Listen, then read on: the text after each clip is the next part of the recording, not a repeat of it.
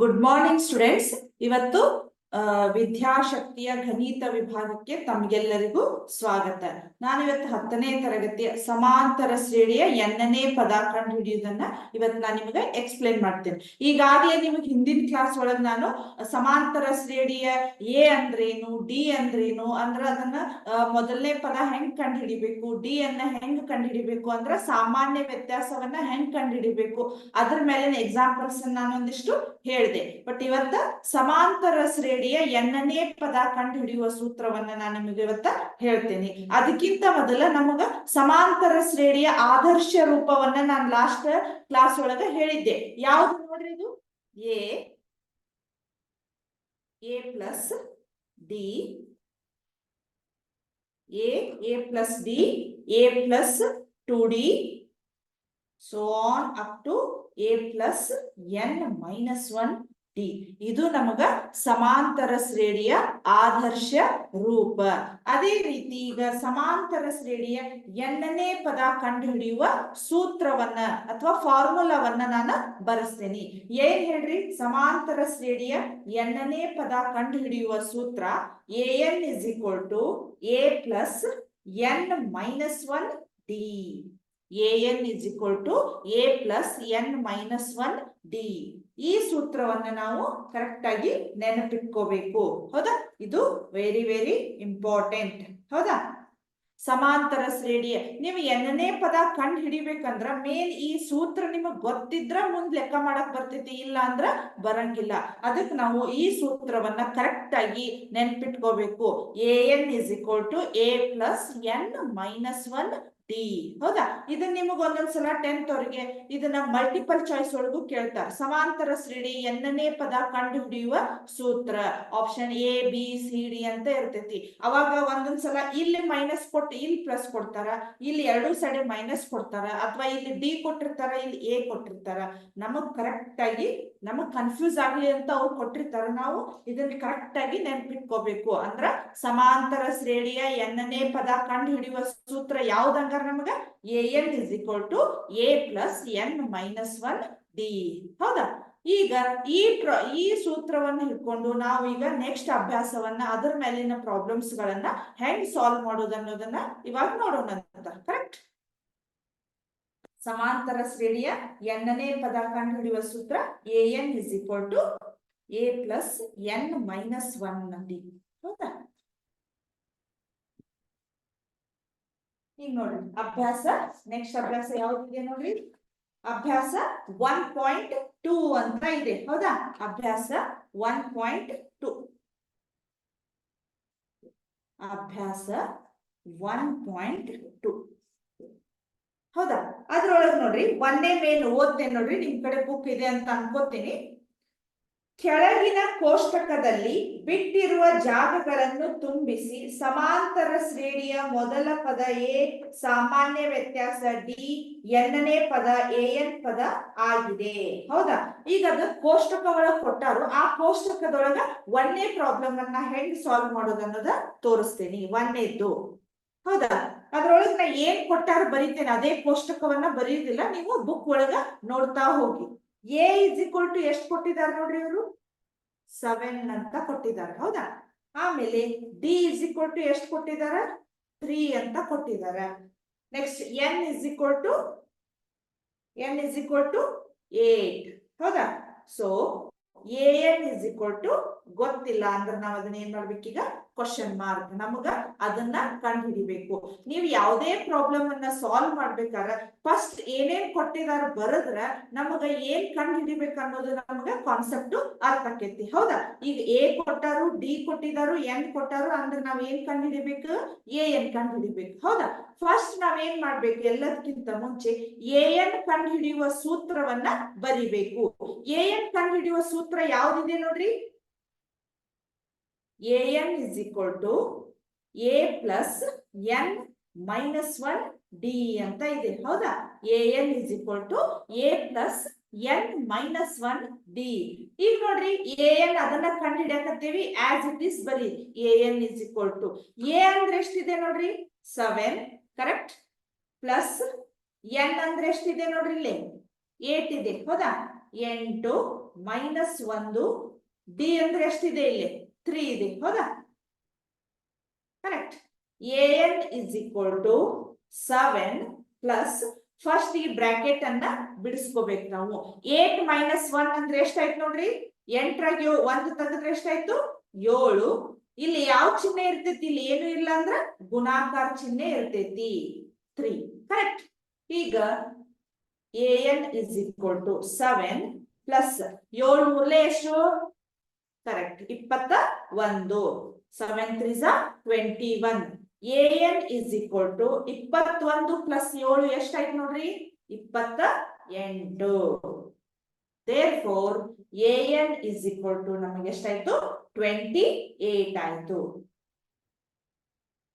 Correct ಈ ರೀತಿ ನಾವು an ಅನ್ನ ಕಂಡುಹಿಡಿಯಬೇಕು ನೀವು ಆನ್ಸರ್ ಗೆ ಈ ಟೈಪ್ ಬಾಕ್ಸ್ ಹಾಕೋದನ್ನ ಕಲೀರಿ ಈ ಟೈಪ್ ಬಾಕ್ಸ್ ಹಾಕೋದ್ರಿಂದ ನಿಮ್ದ ಲೆಕ್ಕ ನೀಟ್ ಅನಿಸ್ತೈತಿ ನಿಮಗ ಪೇಪರ್ ನೋಡಾಕ ನೀಟ್ ಅನಿಸ್ತೈತಿ ಕರೆಕ್ಟ್ ಎಲ್ಲಾ ಆನ್ಸರ್ ಬಂದ ಮೇಲೆ ಇದಕ್ಕ ನೀಟಾಗಿ ನಾವು ಬಾಕ್ಸ್ ಹಾಕ್ಬೇಕು ಅಂದ್ರೆ ನಮ್ದು ಈ ರೀತಿ ಲೆಕ್ಕ ನೀಟ್ ಅಂತ ಅನಿಸ್ತೈತಿ ಕರೆಕ್ಟ್ ಈ ಲೆಕ್ಕ ಅರ್ಥ ಆಯ್ತು ಅಂತ ಅನ್ಕೋತೀನಿ ಫಸ್ಟ್ ಏನ್ ಮಾಡ್ಬೇಕು ಇನ್ನೊಂದ್ಸಲ ಹಂಗ ಪಟ್ ಪಟ್ ಎಕ್ಸ್ಪ್ಲೇನ್ ಮಾಡ್ತೇನೆ ನೋಡ್ರಿ ಈಗ ಏನೇನ್ ಕೊಟ್ಟಿದಾರು ಬರ್ಕೊಂಡಿರಿ a is equal to d is equal to n is equal to an is equal to ಅಂತ ಹೌದಾ ಇಲ್ಲಿ an is equal to a plus n minus 1 d ಅಂದ್ರೆ ಸೂತ್ರ ಗೊತ್ತೈತಿ ಅದನ್ನ ಬರ್ದಿದ್ದೇವೆ ಆಮೇಲೆ ಇವೆಲ್ಲ ವ್ಯಾಲ್ಯೂಗಳನ್ನ ತುಂಬಬೇಕು a plus 8 minus 1 3 an is equal to 7 plus 8 1 ತೆಗೆದ್ರ 7 into 3 7 as it is ಇಟ್ರಿ ಪ್ಲಸ್ 7 ಮೂರ್ಲೆ 21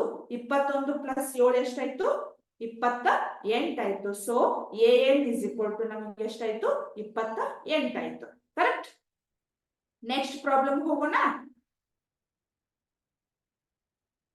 ನೆಕ್ಸ್ಟ್ ಪ್ರಾಬ್ಲಮ್ ನೋಡೋಣ ತಡ್ರಿ ಇದನ್ನ ಅಷ್ಟ ರಬ್ ಮಾಡ್ತೇನೆ ನೋಡ್ರಿ ಅದೇ ಹಂಗೆ ಇಲ್ಲಿ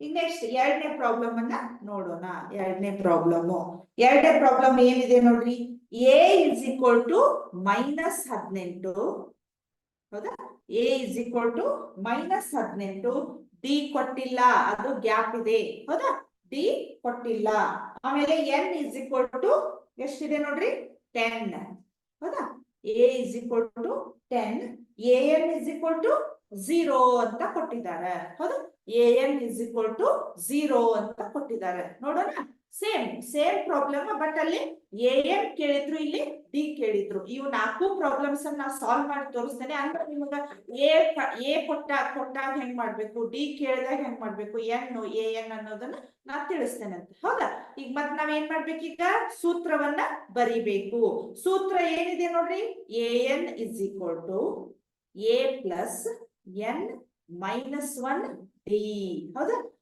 an is equal to a plus n minus 1 d ಅಂತ ಇದೆ ಸೊ ಇಲ್ಲಿ an ಕೊಟ್ಟಾರ ಎಷ್ಟಿದೆ ನೋಡ್ರಿ ಕರೆಕ್ಟ್ 0 ಇದೆ ಹೌದಾ a ಅಂದ್ರೆ ಎಷ್ಟಿದೆ ನೋಡ್ರಿ -18 ಅಂತ ಇದೆ ಹೌದಾ ಪ್ಲಸ್ n ಅಂದ್ರೆ ಎಷ್ಟಿದೆ ನೋಡ್ರಿ ಇಲ್ಲಿ 10 -1 d ಅಂದ್ರ ಗೊತ್ತಿಲ್ಲ ಅದನ್ನ ಹಂಗ ಇಡ್ರಿ d ಅಂದ್ರ ಅದನ್ನ ನಾವು ಕಂಡು ಹಿಡಿಬೇಕೀಗ 0 is equal to -18 ಪ್ಲಸ್ ನಾನು ನಿಮ್ಗೆ ಹೇಳಿದೆ ಮೊದಲು ಯಾವಾಗಿದ್ರು ಬ್ರಾಕೆಟ್ ಅನ್ನ ಬಿಡಿಸ್ಕೋಬೇಕು 10 - 1 ಎಷ್ಟಾಯ್ತು ನೋಡ್ರಿ 9 d ಆಯ್ತು ಅಂದ್ರೆ ಇಲ್ಲಿ ಏನು ಇಲ್ಲ ಅಂದ್ರೆ ನಮಗ ಗುಣಾಕಾರ ಇರ್ತೈತಿ 9 d ಆಯ್ತು ಈಗ ನಾ ಏನ್ ಮಾಡ್ತೀನಿ ಈ -18 ಈ ಸೈಡ್ ತಗೊಂಡ್ಬರ್ತೀನಿ ಯಾಕಂದ್ರೆ ನಾವು ಡಿ ಕಂಡು ಹಿಡಿಬೇಕಲ್ಲ ಅದು ಆಲ್ರೆಡಿ ಪ್ಲಸ್ ಐತಿ ನಾವು ಮತ್ತದನ್ನ ಮೈನಸ್ ಮಾಡೋದು ಬೇಡ ಹೌದಾ ಈಗ ನೋಡ್ರಿ 0 ಕರೆಕ್ಟ್ ಇಲ್ಲಿ -18 ಇದ್ದದನ್ನ ಈಚೆ ಕಡೆ ತಗೊಂಬರಿ ಎಷ್ಟಾಯ್ತು ನೋಡ್ರಿ ಇದು ನಿಮಗೆ ಮೊನ್ನೆ ಹೇಳಿದ್ದೆ ನಾನು ಚಿಹ್ನೆಗಳ ಬಗ್ಗೆ ಹೇಳಿದ್ದೆ ಈ ಮೈನಸ್ ಅನ್ನ ಇಕ್ವಲ್ ಟು ಈ ಕಡೆ ತಗೊಂಡ್ಬಂದ್ವಿ ಅಂದ್ರೆ ನಾವ್ ಏನಾಯ್ತು +18 ಆಯ್ತು correct is equal to 9d as it is ಉಳಿತು ಈಗ 0 + 18 ಮಾಡಿದ್ರೆ ಎಷ್ಟಾಯ್ತು ನೋಡ್ರಿ 0 ದಿಂದ ನೀವು ಯಾವ್ದು ತರ ಕೂಡಿಸ್ರಿ ಎಷ್ಟಾಯ್ತು 18 is equal to 9d ಆಯ್ತು ಕರೆಕ್ಟ್ ಈಗ ನಾವೇನ್ ಮಾಡ್ಬೇಕು 18 ಇಲ್ಲಿರ್ಲಿ ಇದು d ಇಲ್ಲಿರ್ಲಿ ನಿಮಗ್ ಮೊನ್ನೆ ಹೇಳಿದ್ದೆ ನಾನು ಚಿಹ್ನೆಗಳನ್ನ ಅಥವಾ ಸಂಖ್ಯೆಗಳನ್ನ. ಇಲ್ಲಿ ನೋಡ್ರಿ ಇವೆರಡು ಗುಣಾಕಾರ ಸ್ಥಾನದೊಳಗಿದೆ ಇದು, ಹೌದಾ? ಇದನ್ನ ಈಚೆ ಕಡೆ ತಗೊಂಡ್ಬರ್ತೇನೆ. ಗುಣಾಕಾರ ಸ್ಥಾನ ಹೋಗಿ ಎಲ್ಲಾಯ್ತು ನಮ್ಗೆ ಈಗ ಅದು ಭಾಗಾಕಾರ ಸ್ಥಾನಕ್ಕ ಬಂತು, ಹೌದಾ? ಭಾಗಾಕಾರ ಸ್ಥಾನಕ್ಕ ಬಂತು. ಈಗ ನೋಡ್ರಿ 9 1 9 2, ಹೌದಾ? ಅಂದ್ರೆ 9 1 9 2 9 2 18. ಸೊ ಈಗ 2 = d ಐತಿ. ನಮಗ್ ಈಸಿಲಿ ಕಾಣುವ ನಾವೇನ್ ಮಾಡ್ಬೇಕು, d = 2 ಅಂತ ಬರ್ಕೋಬೇಕು. ಕರೆಕ್ಟ್? ಡಿ ಅನ್ನೋದನ್ನ ನಾವು ಕಂಡು ಹಿಡಿದೀವಿ.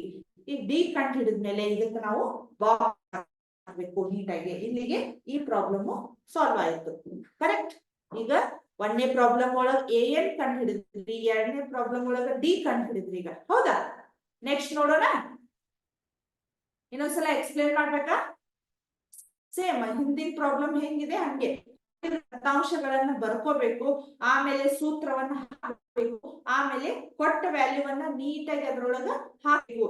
an 0 ಇದೆ, a -18 ಇದೆ, ಪ್ಲಸ್ n ಅಂದ್ರೆ 10 ಇದೆ, ಡಿ ಅಂದ್ರ ನಾವು ಅದನ್ನ ಕಂಡು ಹಿಡಿಯಾಕತ್ತೇವಿ. ಸೊ ಅದನ್ನ ನೀಟಾಗಿ ಹಂಗ ಬರಿಬೇಕು.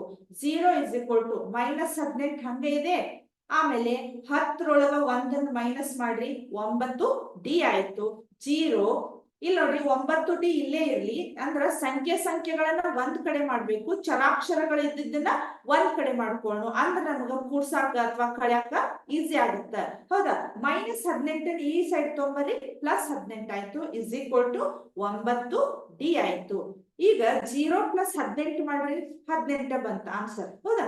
ಇಲ್ಲಿ 9 ಡಿ ಆಯ್ತು. 18 ಆಸ್ ಇಟ್ ಇಸ್. ಇಲ್ಲಿ ನೋಡ್ರಿ 9 ಗುಣಾಕಾರ ಸ್ಥಾನದೊಳಗಿದೆ, ಹೌದಾ?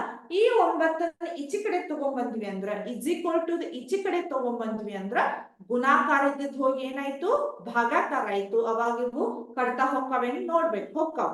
9 1 9 2 ಅಥವಾ 9 1 9 2. ಸೊ ಡಿ = ನಮಗ 2 ಅಂತ ಆನ್ಸರ್ ಬಂತು. ಕರೆಕ್ಟ್? ನೆಕ್ಸ್ಟ್ ಪ್ರಾಬ್ಲಮ್ ಹೋಗೋಣ.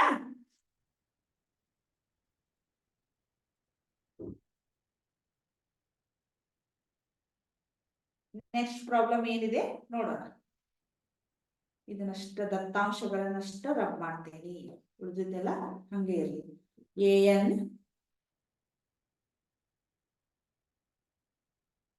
ಅಂತ 3ನೇ ಪ್ರಾಬ್ಲಮ್ ಅನ್ನ ನೋಡ್ರಿ. ಇಲ್ಲೇ 3ನೇದಂತ ಚೇಂಜ್ ಮಾಡ್ತೇನೆ. ಕರೆಕ್ಟ್? 3ನೇದ್ ನೋಡ್ರಿ, 1ನೇ ಏನ ಅವರು ಕೊಟ್ಟಿಲ್ಲ, ಹೌದಾ? ಎ ಕೊಟ್ಟಿಲ್ಲ. ನೆಕ್ಸ್ಟ್ 2ನೇದು ಡಿ ಅಂದ್ರ -3 ಅಂತ ಕೊಟ್ಟಿದಾರ, -3. ನೆಕ್ಸ್ಟ್ n = 18 ಅಂತ ಕೊಟ್ಟಿದಾರ.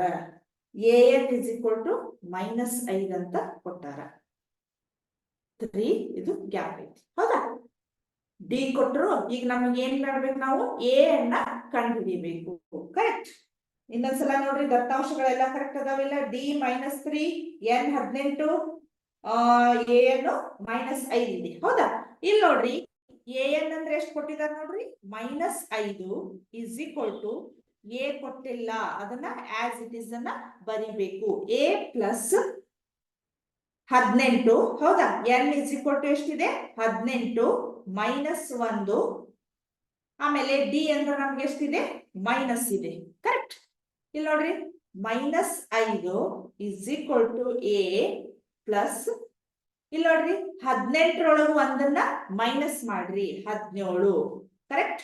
17 ನಿಮ್ಗೆ ಅರ್ಥ ಆಗುವಂಗ ಇದನ್ನ ಹಿಂಗ್ ಬರೀತೆ, -3. ಯಾಕೆ ನಾವು ಬ್ರಾಕೆಟ್ ಹಾಕಿದೆ ಹೇಳ್ರಿ, ಮೈನಸ್ ಇದೆ. ಮೈನಸ್ ಇದ್ದಾಗ ನಾವು ಕಂಪಲ್ಸರಿ ಬ್ರಾಕೆಟ್ ಹಾಕ್ಬೇಕು, ಇಲ್ಲ ಅಂದ್ರ ಲೆಕ್ಕವನ್ನ ತಪ್ಪು ಚಾನ್ಸ್ ಬಹಳ ಇರ್ತೈತಿ, ಹೌದಾ? ಈಗ -5 = a ಪ್ಲಸ್ ಇಂಟು ಮೈನಸ್ ಏನಾಗತ್ ನೋಡ್ರಿ, ಪ್ಲಸ್ ಇಂಟು ಮೈನಸ್ ಮೈನಸ್. 17 ಮೂರ್ಲೆ ಎಷ್ಟು ನೋಡ್ರಿ, 51. ಕರೆಕ್ಟ್? 17 ಮೂರ್ಲೆ 51. ಈಗ ನಾ ಏನ್ ಮಾಡ್ತೀನಿ, -5 ಅಲ್ಲೇ ಇರ್ಲಿ. ಕರೆಕ್ಟ್? ಈಗ ನಾವೇನ್ ಮಾಡ್ಬೇಕು, ಸಂಖ್ಯೆಗಳನ್ನ ಒಂದ್ ಕಡೆ ಮಾಡ್ಬೇಕು, ಚರಾಕ್ಷರಗಳಿದ್ದನ್ನ ಒಂದ್ ಕಡೆ ಮಾಡ್ಬೇಕು. -5 ಅಲ್ಲೇ ಇತ್ತು, ಇದೇನ್ ಮಾಡ್ಬೇಕೀಗ, -51ನ್ನ ಈ ಸೈಡ್ ತಗೊಂಡ್ಬರ್ಬೇಕು. ಎಷ್ಟಾಯ್ತು, +51 ಆಯ್ತು. ಕರೆಕ್ಟ್? ಪ್ಲಸ್ 51 ಆಯ್ತು. ಇಲ್ಲಿಂದ ಇದು ಎ ಈಕ್ವಲ್ ಟು ಇಷ್ಟ ಆಯ್ತು. 51ರೊಳಗೆ 5 ಮೈನಸ್ ಮಾಡ್ರಿ ಎಷ್ಟಾಯ್ತು ನೋಡ್ರಿ. ಯಾಕಂದ್ರೆ ಇಲ್ಲಿ ಮೈನಸ್ ಮಾಡ್ಬೇಕು, ವಿಜಾತಿಯ ಚಿಹ್ನೆಗಳದವು, ಅವಾಗ ಮೈನಸ್ ಮಾಡ್ಬೇಕು, ದೊಡ್ಡ ಅಂಕಿ ಹಿಂದಿನ ಚಿಹ್ನೆವನ್ನ ಇಡಬೇಕು.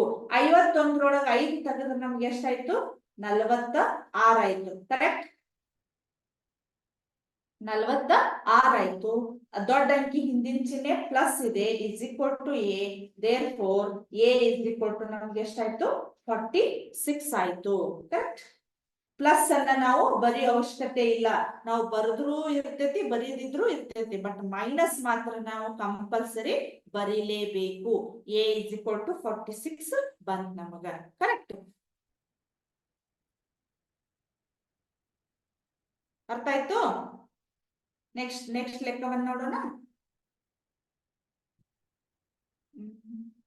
4ನೇ ಪ್ರಾಬ್ಲಮ್. ಇವನ್ನ ಯಾಕೆ ನಾನು ಅಷ್ಟು ಮಾಡ್ತಾ ಇದ್ದೀನಿ ಅಂದ್ರೆ ನಿಮಗೆ ಎಲ್ಲಾ ವ್ಯಾಲ್ಯೂವನ್ನ ಹೆಂಗ್ ಕಂಡು ಹಿಡಿಬೇಕು ಅನ್ನೋ ಕಾನ್ಸೆಪ್ಟ್ ಅರ್ಥ ಆಗ್ಲಿ ಅಂತ ಹೇಳಿ. ಹೌದಾ? 4ನೇದ್ ನೋಡ್ರಿ. ಈಗ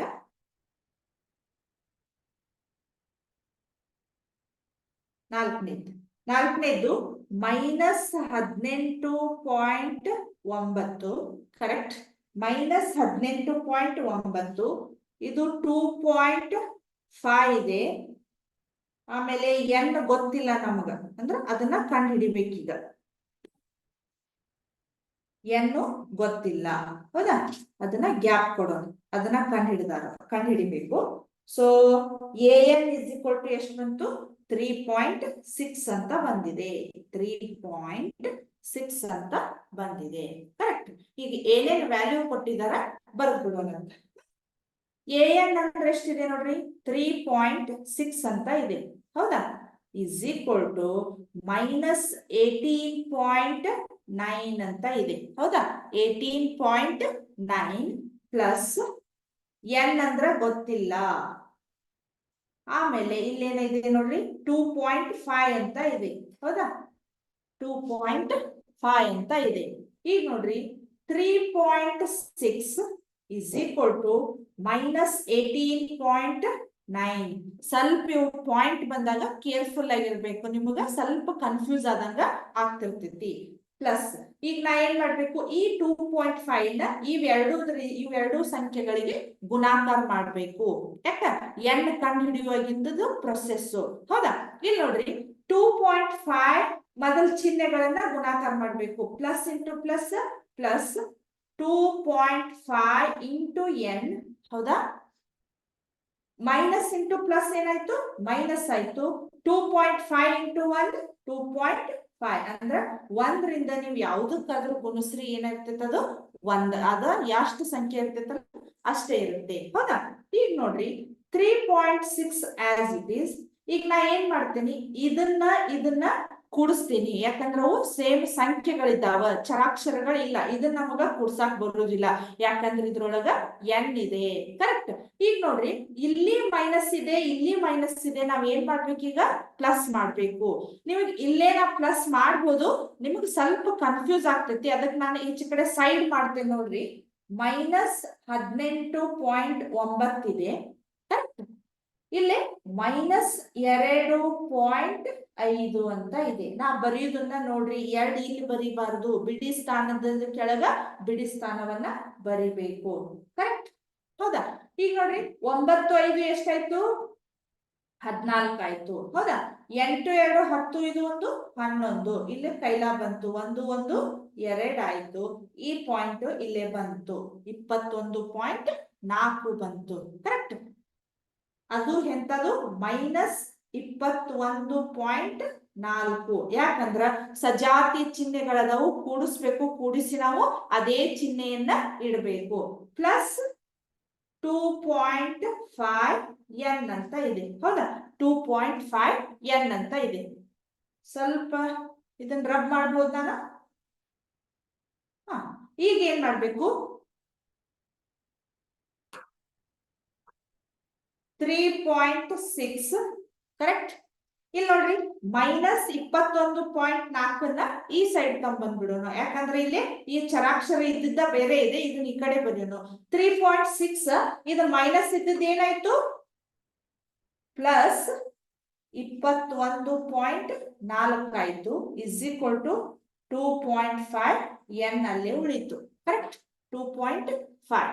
ನಿಮಗಲ್ಲೇ ಸ್ಕ್ರೀನ್ ಒಳಗೆ ಕಾಣಿಸ್ತಾ ಇಲ್ಲ ಅಂತ ಅನ್ಸ್ತೈತಿ, ಈ ಸೈಡ್ ಮಾಡ್ಬೋದು. ಇದು ಅರ್ಥ ಆಗೈತೆ ಅಂತ ತಿಳ್ಕೊತೇನೆ. ಇಲ್ಲಿ ಸ್ವಲ್ಪ ರಬ್ ಮಾಡ್ತೇನೆ ನೋಡ್ರಿ. ಈಗ ಅದೇನಿದೆ ನೋಡ್ರಿ, 3.6 ಇದೆ ಪ್ಲಸ್ 21.4 ಇದೆ, ಇಸ್ ಈಕ್ವಲ್ ಟು 2.5 n ಅಂತ ಇದೆ. ಹೌದಾ, ನಾವ್ ಇವ್ನ ಎರಡು ಏನ್ ಮಾಡ್ಬೇಕೀಗ ಪ್ಲಸ್ ಮಾಡ್ಬೇಕು. ಕರೆಕ್ಟ್. ಈಗ ನಿಮಗೆ ಆಗಲೇ ಪ್ರೊಸೆಸ್ ಅನ್ನ ಮತ್ತೆ ಮೆಥಡ್ ಕರೆಕ್ಟ್ ಮಾಡಿ. 3.6 ಹಿಂಗ್ ಬರದ್ರಿ. ಕರೆಕ್ಟ್. ಈಗ ಇದನ್ನ ಹೆಂಗ್ ಬರೀತೇನೆ ನೋಡ್ರಿ, ನಾನು 21.4 ಅಂತ ಬರಿತೀನಿ ನೋಡ್ರಿ. ಇವನ್ ಎರಡು ಪ್ಲಸ್ ಮಾಡಿ, 6 4 ಎಷ್ಟಾಯ್ತು 10 ಆಯ್ತು. ಇಲ್ಲೇ ಒಂದ್ ಕೈಲಾ ಬಂತು. 3 2 ಎಷ್ಟು ಬಂತು 5 ಬಂತು. ಹೌದಾ, ಈ 2 ಇಲ್ಲೇ ಬಂತು, ಈ ಪಾಯಿಂಟ್ ಇಲ್ಲಿ ಬಂತು. ಕರೆಕ್ಟ್. ನಮಗೇನಾಯ್ತು 25.0 is equal to 2.5 n ಬಂತು. ಕರೆಕ್ಟ್. ನಾವೀಗ n is equal to ಮಾಡ್ಬೇಕು. ಅವಾಗ 25.0 ಬಂತು. ಕರೆಕ್ಟ್. ಇಲ್ಲೇನಾಯ್ತು 2.5 ಬಂತು, 2.5 ಬಂತು. ಹೌದಾ, ಈಗ ನೋಡ್ರಿ ನಾನು ಇದನ್ನ ಚಿಹ್ನೆಗಳನ್ನ ಈಕ್ವಲ್ ಮಾಡ್ಕೋತೀನಿ. ಇಲ್ಲೇ ನಿಮ್ಗ ಅದ ದಶಮಾಂಶಗಳ ಚಿಹ್ನೆಗಳನ್ನ ನಾನು ನಿಮಗೆ ಹಿಂಗ ಹೇಳ್ತಿರ್ತೇನೆ. ಇಲ್ಲಿ ನೋಡ್ರಿ, ಈಗ ಇಲ್ಲಿ ಒಂದು ಸ್ಥಾನ ಇದೆ, ಇಲ್ಲಿ ಒಂದು ಸ್ಥಾನ ಇದೆ. ಈಗ ಇದನ್ನ ಸಮ ಮಾಡಕ್ಕ ಇಲ್ಲಿ 0 ಕೊಟ್ಕೋಬೇಕಿತ್ತು ನಾನು. ಇದನ್ನ ಸಮ ಮಾಡಕ್ ಇಲ್ಲಿ 0 ಕೊಟ್ಕೊಳ್ಳೋಕ್ಕಿಂತ ಎರಡು ಚಿಹ್ನೆಗಳ ಸಮ ಇದ್ದಾಗ ಎರಡು ಸೇರ್ಬಿಡ್ತಾವ ನಮಗ. So n is equal to 250 ಆಕ್ಕೇತಿದು, ಇದು 25 ಆಕ್ಕೇತಿ. ಕರೆಕ್ಟ್. 250 ಡಿವೈಡೆಡ್ ಬೈ 25 ಆಕ್ಕೇತಿ. ಹೌದಾ, ಈಗ ನೋಡ್ರಿ 25 ಒಂದ್ಲೆ, 25 ಒಂದ್ಲೆ, ಇದೊಂದು 0 10 ಆಯ್ತು. So n is equal to ನಮ್ಗೆ ಎಷ್ಟು ಬಂತು 10 ಬಂತು. ಕರೆಕ್ಟ್. n ಕಂಡು ಹಿಡಿಯುವ ಪ್ರೊಸೆಸ್ ನಿಮಗ್ ಗೊತ್ತಾಯ್ತು ಅಂತ ಅನ್ಕೋತೀನಿ. ಇದು ನಿಮಗ್ ಸ್ವಲ್ಪ ದಶಮಾಂಶ ಬಿಂದುಗಳನ್ನ ಸರ್ಸೋದು ಸ್ವಲ್ಪ ಬೇಸಿಕ್ ಕಾನ್ಸೆಪ್ಟ್ ಗೊತ್ತಿದ್ರೆ ಈಸಿಲಿ ಅಂಡರ್ಸ್ಟ್ಯಾಂಡ್ ಆಗುತ್ತೆ. ಹೌದಾ, ಇಲ್ಲಿ ನೋಡ್ರಿ 1 ಪಾಯಿಂಟ್ ಸರ್ಸೇನೆ, ಇಲ್ಲಿ 1 ಪಾಯಿಂಟ್ ಸರ್ಸೇನೆ ಅಂದ್ರ ಇದನ್ನ ಸರ್ಸಾಕ್ ಇಲ್ಲಿ 0 ಕೊಡ್ತಿದ್ರಿ, ಇದನ್ನ ಸರ್ಸಾಕ್ ಇಲ್ಲಿ 0 ಕೊಡ್ತಿದ್ರಿ. ಅದ್ರ ಬದ್ಲಿ ನಾ ಏನ್ ಮಾಡಿದ್ರಿ, ಎರಡು ಕೂಡಿಸಿ ಬರೆದ್ಬಿಟ್ಟೇನೆ. 250 ಡಿವೈಡೆಡ್ ಬೈ 25 ಅಂತ ಆಯ್ತು. ಕರೆಕ್ಟ್. ಈ ಲೆಕ್ಕ ಅರ್ಥ ಆಯ್ತು ಅಂತ ಅನ್ಕೋತೀನಿ.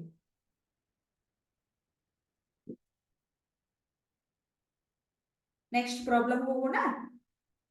ನಿಮಗ ಎ ಕೊಟ್ಟಾಗ ಹೆಂಗ್ ಕಂಡು ಹಿಡಿಬೇಕು, ಎನ್ ಕೊಟ್ಟಾಗ, ಡಿ ಕೊಟ್ಟಾಗ ಮತ್ತ ಎನ್ ಕೊಟ್ಟಾಗ ಹೆಂಗ್ ಅನ್ನೋದು ಕಾನ್ಸೆಪ್ಟ್ ಅರ್ಥ ಆಯ್ತು ಅಂತ ನಾನು ತಿಳ್ಕೊತೀನಿ. ಹೌದಾ, ಈಗ ನೆಕ್ಸ್ಟ್ ಪ್ರಾಬ್ಲಮ್ ಅನ್ನ ನೋಡೋಣ.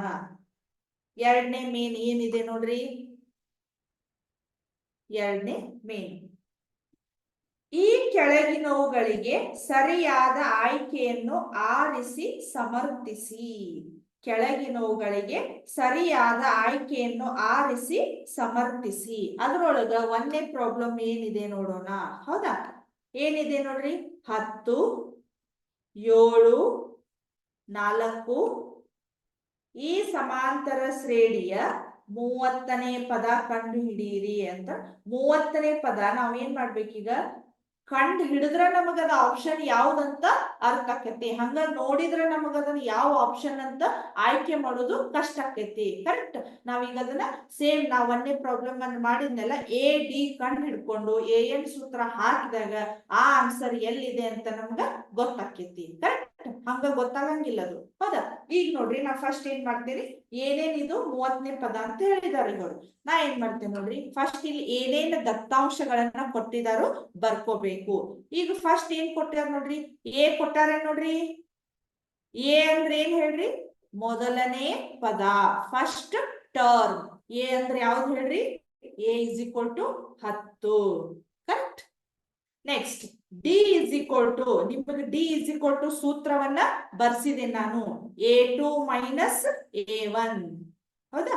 A2 ಮೈನಸ್ A1 ಅಂದ್ರ ಎರಡನೇ ಪದದೊಳಗ ಮೊದಲನೇ ಪದವನ್ನ ಮೈನಸ್ ಮಾಡ್ಬೇಕು. ಬಾಳ ಜನ ಎಲ್ಲಿ ತಪ್ಪು ಮಾಡ್ತೀರಂದ್ರ 10 ದೊಡ್ಡ ಸಂಖ್ಯೆ ಇದೆ, 10ರೊಳಗೆ 7 ಮೈನಸ್ ಮಾಡ್ತೀರಿ, ಅದು ತಪ್ಪು. ನಾವ್ ಯಾವಾಗಿದ್ರು ಅದು ಎರಡನೇ ಪದ ಸಣ್ಣದಿರ್ಲಿ ದೊಡ್ಡದಿರ್ಲಿ, ನಾವು ಎರಡನೇ ಪದದೊಳಗ ಒಂದನೇ ಪದವನ್ನ ಮೈನಸ್ ಮಾಡ್ಬೇಕು. ನೋಡ್ರಿ, ಒಂದನೇ ಪದ ಎಷ್ಟಿದೆ? 7 ಇದೆ. ಎರಡನೇ ಪದ ಎಷ್ಟಿದೆ? 10 ಇದೆ. ಹೌದಾ? ಇಲ್ಲಿ ನೋಡ್ರಿ, ಮತ್ತಿವು ವಿಜಾತಿಯ ಚಿಹ್ನೆಗಳ ಬಂಧುವು. ವಿಜಾತಿಯ ಚಿಹ್ನೆಗಳ ಬಂಧು ಅಂದ್ರೆ ನಾವ್ ಏನ್ ಮಾಡ್ಬೇಕು? ಮೈನಸ್ ಮಾಡ್ಬೇಕು. ಸೊ 7ರೊಳಗೆ 10 ಮೈನಸ್ ಮಾಡಕ್ ಬರುದಿಲ್ಲ ನಮ್ಗ. ಸೊ ಅದರಿಂದ 10ರೊಳಗೆ 7ನ್ನ ಮೈನಸ್ ಮಾಡ್ಬೇಕು. ಎಷ್ಟಾಯ್ತು? 3 ಆಯ್ತು. ಬಟ್ 10ರ ದೊಡ್ಡ ಅಂಕೆ ಹಿಂದಿನ ಸಂಖ್ಯೆ ಏನಿದೆ? ನಮ್ಗೆ ಚಿಹ್ನೆ ಏನಿದೆ? ಮೈನಸ್ ಇದೆ. ಡಿ ಇಸ್ ಈಕ್ವಲ್ ಟು -3 ಅಂತ ಬರಿಬೇಕು. ಆಮೇಲೆ n ಇಸ್ ಈಕ್ವಲ್ ಟು 30ನೇ ಪದ, ಎಷ್ಟನೇ ಪದ ಅಥವಾ 4ನೇ ಪದ, 10ನೇ ಪದ ಅಂದ್ರ ಅದು n ಇಸ್ ಈಕ್ವಲ್ ಟು ಅಂದಂಗ ನಮಗ. n ಇಸ್ ಈಕ್ವಲ್ ಟು ಎಷ್ಟಾಯ್ತು ನಮಗ? 30 ಅಂತ ಕೊಟ್ಟಿದಾರ. ಸೊ ನಾ ಈಗ ಏನ್ ಕಂಡು ಹಿಡಿಬೇಕು ಹೇಳ್ರಿ? an ಅನ್ನ ಕಂಡು ಹಿಡಿಬೇಕು. an is equal to question mark. ಹೌದಾ? ಇಷ್ಟು ನಮಗ ಕೊಟ್ಟಿರುವ ದತ್ತಾಂಶಗಳನ್ನ ಬರ್ದೀವಿ ಅಂದ್ರ ಒಂದ್ ಯಾವುದೇ ಲೆಕ್ಕವನ್ನ ಹೆಂಗ್ ಮಾಡ್ಬೇಕು ಅನ್ನೋದು ಮೊದ್ಲ ನಮಗ ಐಡಿಯಾ ಬರ್ತೈತಿ, ಅಥವಾ ಯಾವ ಸೂತ್ರವನ್ನ ಹಾಕ್ಬೇಕು ಅನ್ನೋದು ನಮಗ ಐಡಿಯಾ ಬರ್ತೈತಿ. ಸೊ ಈಗ ಸೂತ್ರವನ್ನ ಹಾಕ್ಬೇಕು. an ಇಸ್ ಈಕ್ವಲ್ ಟು, ಸೂತ್ರ ಏನಿದೆ ನೋಡ್ರಿ, ಸ್ವಲ್ಪ ಹೇಳ್ರಿ. an is equal to a plus n minus 1 d. a plus n minus 1 d. ನಾ ಪದೇ ಹೇಳ್ತಾ ಇದ್ದೀನಿ, ಸೂತ್ರವನ್ನ ಕಂಪಲ್ಸರಿ ಎಲ್ಲಾರು ನೆನ್ಪಿಟ್ಕೊಳ್ಳೇಬೇಕು. ಇಲ್ಲ ಅಂದ್ರೆ ನಿಮ್ಗೆ ಎಕ್ಸಾಮ್ ಒಳಗ ಬಹಳ ಪ್ರಾಬ್ಲಮ್ ಆಗ್ತೈತಿ. ಈ ಸೂತ್ರ ಗೊತ್ತಿರ್ಲಿಲ್ಲ ಅಂದ್ರೆ ನಿಮ್ಗ ಲೆಕ್ಕ ಬಿಡ್ಸೋದು ಬಹಳ ಕಷ್ಟ ಆಕೈತಿ. ಕರೆಕ್ಟ್? ಈಗ ಸೂತ್ರ an is equal to a plus n minus 1 d ಅಂತ ಇದೆ. ಕರೆಕ್ಟ್? ಈಗ ಏನೇನ್ ಕೊಟ್ಟಿದಾರ ಅವನ್ನ ಹಾಕೋಣಂತ. an ಅಂತೂ ಕೊಟ್ಟಿಲ್ಲ ಅವರು, an ಇಸ್ ಈಕ್ವಲ್ ಟು ಕೊಟ್ಟಿಲ್ಲ. So a is equal to ಎಷ್ಟಿದೆ ನೋಡ್ರಿ? 10 ಇದೆ. ಪ್ಲಸ್ n ಅಂದ್ರೆ ಎಷ್ಟಿದೆ? 30. 30 ಮೈನಸ್ 1 d ಅಂದ್ರೆ ಎಷ್ಟಿದೆ ನೋಡ್ರಿ? ಇಲ್ಲಿ ಬಂದೈತಿ -3 ಅಂತ ಬಂದಿದೆ. ಕರೆಕ್ಟ್?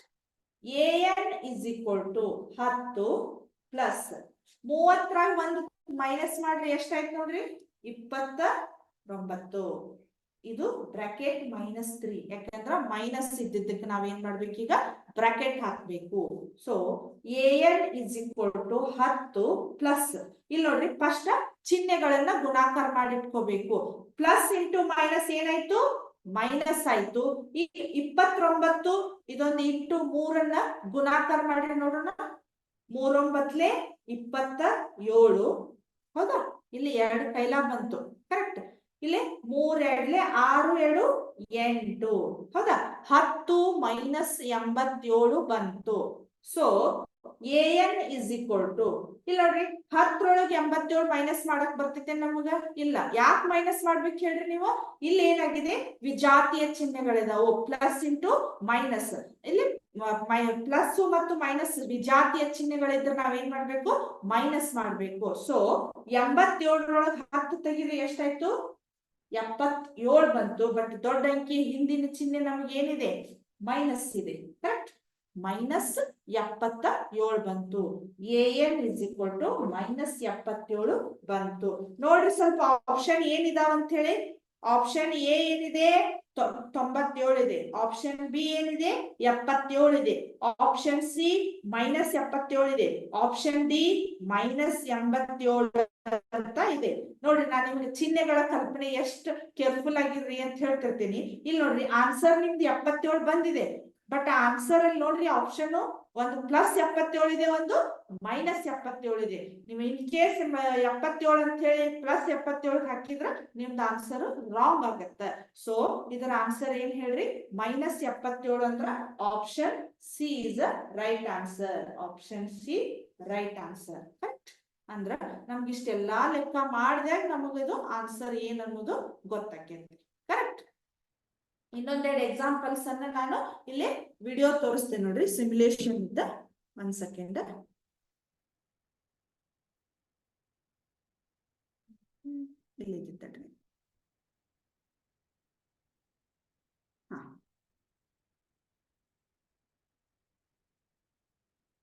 ಇಲ್ಲಿ ನೋಡ್ರಿ